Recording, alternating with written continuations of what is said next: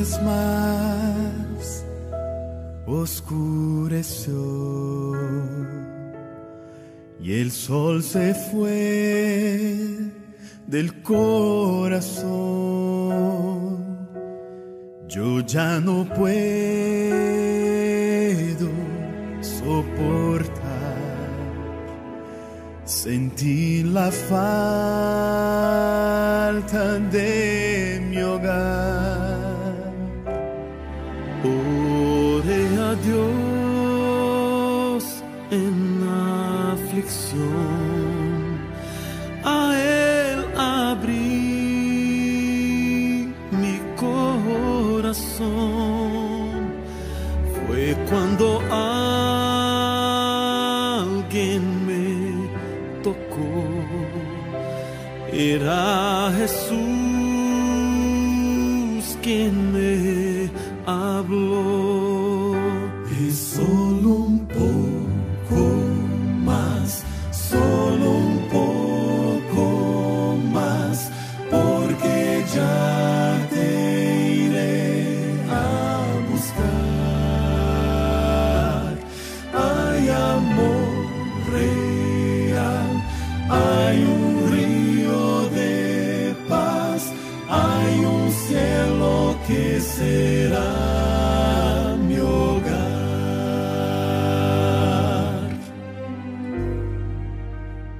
El deseado de todas las gentes. Capítulo 75. Ante Anás y Caifás, Omar Medina les acompaña. Al percibir Caifás la influencia que reinaba, apresuró el examen. Los enemigos de Jesús se hallaban muy perplejos, estaban resueltos a obtener su condenación, pero no sabían cómo lograrla. Los miembros del concilio estaban divididos entre fariseos y saduceos. Había acerba animosidad y controversia entre ellos, y no se atrevían a tratar ciertos puntos en disputa por temor a una rencilla.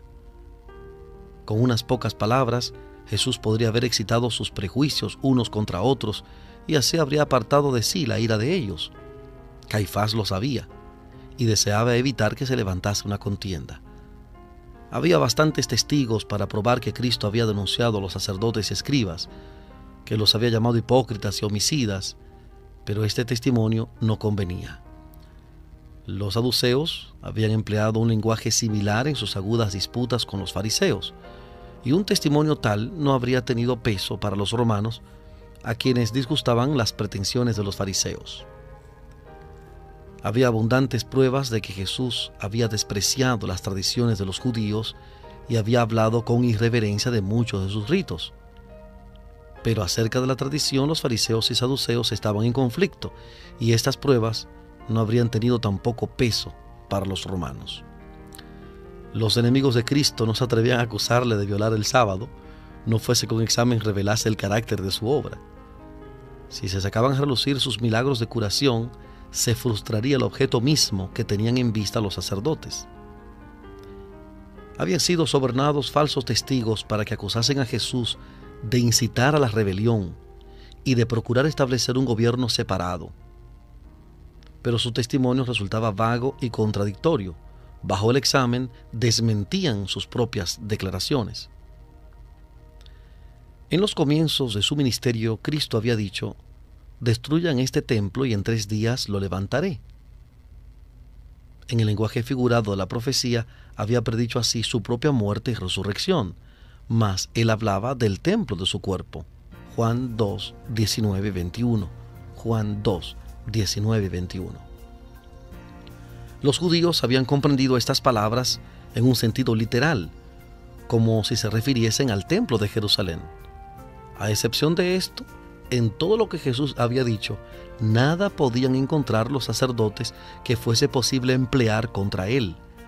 Repitiendo estas palabras, pero falseándolas, esperaban obtener una ventaja. Los romanos se habían dedicado a reconstruir y embellecer el templo y se enorgullecían mucho de ello.